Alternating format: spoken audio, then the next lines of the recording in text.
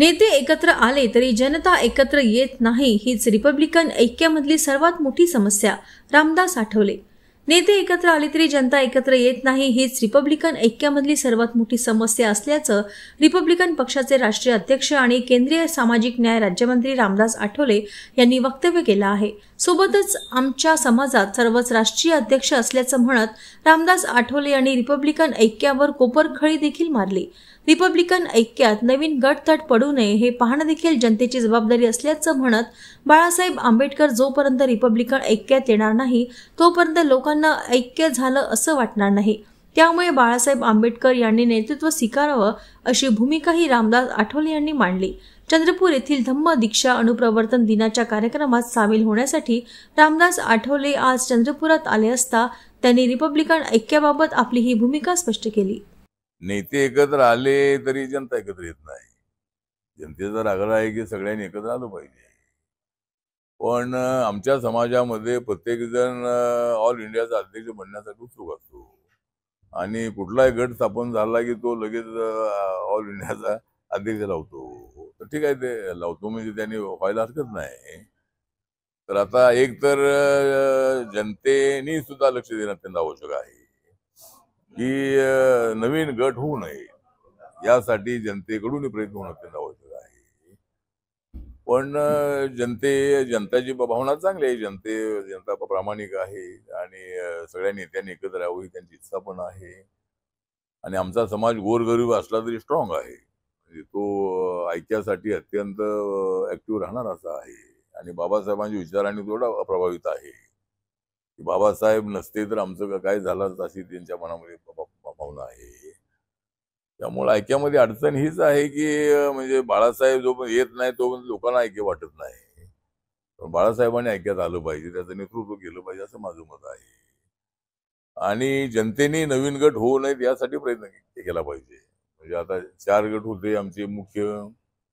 आता काल याच्यामध्ये म्हणजे अनेक गट छोटे मोठे ते सगळे याच्यामध्ये आले. तर नवीन गट होऊ नयेत याची काळजी थोडी जिल्ह्यातल्या लोकांनी घ्यावी आणि जिल्ह्यातल्या लोकांनीच असा निर्णय घेतला पाहिजे की आम्ही नवीन गट होऊ देणार नाही. काही ते गट आहेत तेच कसे एकत्र येतील यासाठी आमचा प्रयत्न आहे. तर असं झालं तर ऐक्य होऊ शकेल आणि पुन्हा तो ऐक्य फुटणार नाही. कारण एकदा RPIचे 9 MP होते, त्यानंतर RPIचे 4 MP 98 मध्ये होते आम्ही एकत्र असताना. नंतर 2च राहिले, प्रकाश आंबेडकर आणि मी. नंतर मी एकटाच राहिलो तिसऱ्यांदा.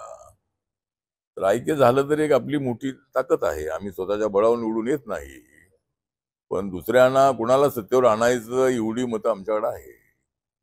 आणि जरी RPI मध्ये गट असले तरी माझा 30-35 वर्षाचा अनुभव असा आहे की माझा गट ज्यांच्यासोबत जातो त्यांना तर सत्ता मिळते आणि त्या बदल्यामध्ये मला सत्ता मिळते. तर त्यामुळं माझा गट म्हणजे माझा गटाचा विषय नाही आहे, परंतु काँग्रेस सोबत मी होतो तरी त्यांना तर सत्ता मिळालेली आहे. मी BJP सोबत सेनेसोबत आलो तर त्यांनाही सत्ता मिळालेली आहे. मी नरेंद्र मोदींच्या सोबत आलो त्यांना केंद्रामध्ये सत्ता मिळालेली आहे. माझ्यामुळे मिळाली असं माझं मत नाही, पण महाराष्ट्रामध्ये मात्र RPIचा माझा गट ज्यांच्यासोबत जातो त्यांना सत्ता मिळते. आता ऐक्याबद्दल मी प्रामाणिकपणे माझा प्रयत्न अनेक वेळेला राहिलेला आहे. आणि नेतृत्वाच्या वादामध्ये न पडता बाळासाहेब हे सिनियर नेते आहे, त्यांनी जर पक्षाचं अध्यक्षपद स्वीकारलं तर समाज एकवट होऊ शकतो. आणि मग नंतर काय गट होणार नाही त्याची काळजी नंतर घेतली पाहिजे. कारण अनेक वेळेला आता म्हणजे दलित पॅंथर आम्हाला बरखास्त करावी लागली ऐक्यामध्ये, भारतीय दलित पॅंथर. आता दलित पॅंथरच्या नावाने काम करणारे 10-20 गट आहे आणि संघटना वेगवेगळ्या होतात. सामाजिक काम करण्यासाठी ठीक आहे. आणि आता RPIला हे करणं आवश्यक आहे की एक आमचा पक्ष सोशल कामामध्ये ऍक्टिव्ह आहे, पण पॉलिटिकल कामामध्ये आम्ही तेवढे ऍक्टिव्ह नाही. पॉलिटिकल निवडून येण्याची कॅपॅसिटी आपल्याला आहे, पण कार्यकर्त्यांनी त्या ठिकाणी आमदारकी लढवायची आहे, खासदारकी लढवायची आहे, जिल्हा परिषद, नगरपालिका, तर त्या ठिकाणी चांगली तयारी करणं आवश्यक आहे.